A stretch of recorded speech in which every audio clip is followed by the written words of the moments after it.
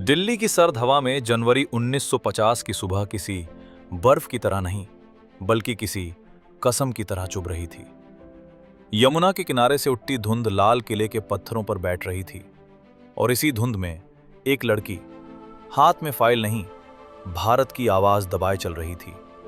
उसका नाम था शारदा, उम्र 22 साल। आंखों में वही चमक जो कठिनाई देखने वालों में होती है। वो जानती थी कि इतिहास की किताबों में नाम अक्सर उन्हीं के रहते हैं जिनके सामने कैमरे होते हैं, पर देश तो वो बनाते हैं जो कैमरे के पीछे खड़े होते हैं। संविधान सभा सचिवालय।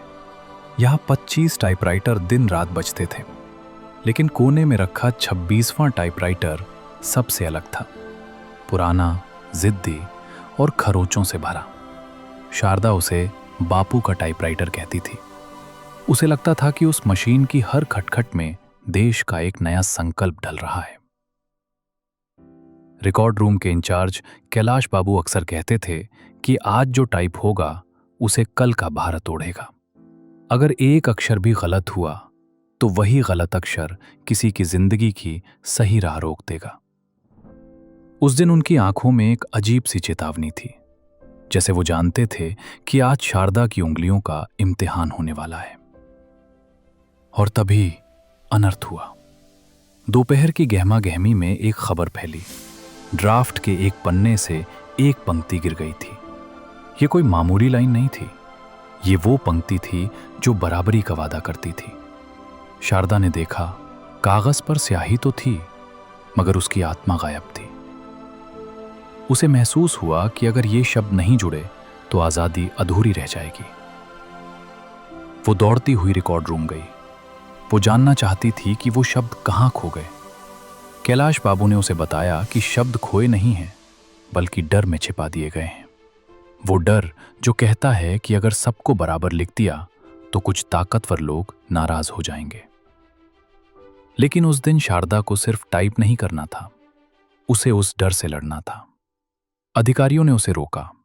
कहा गया कि मामला संवेदनशील है, इसे बाद में देखा जाएगा। उन्हें लगा वो एक मामूली टाइपिस्ट है, चुप हो जाएगी। पर उन्होंने ये नहीं देखा कि उस लड़की के लिए टाइप करना सिर्फ नौकरी नहीं थी।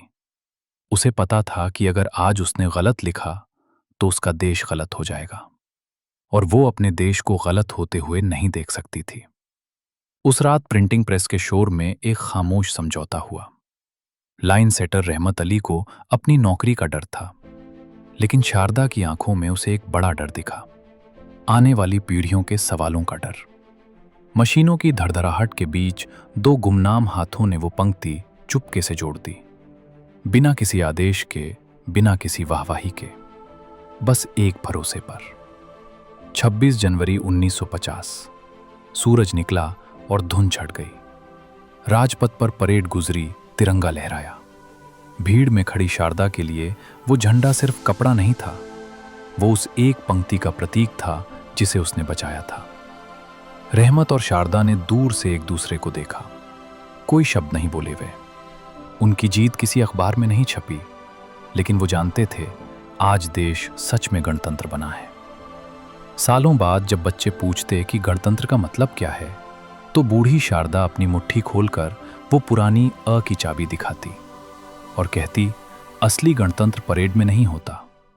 असली गणतंत्र उस दिन आता है जब कोई गुमनाम इंसान डर के सामने खड़ा होकर कह देता है, मैं सही लिखूंगा, मैं सही बोलूंगा और मैं सही करूंगा। जय हिंद, जय भारत। सभी को गणतंत्र दिवस की हार्दिक शुभकामनाएं।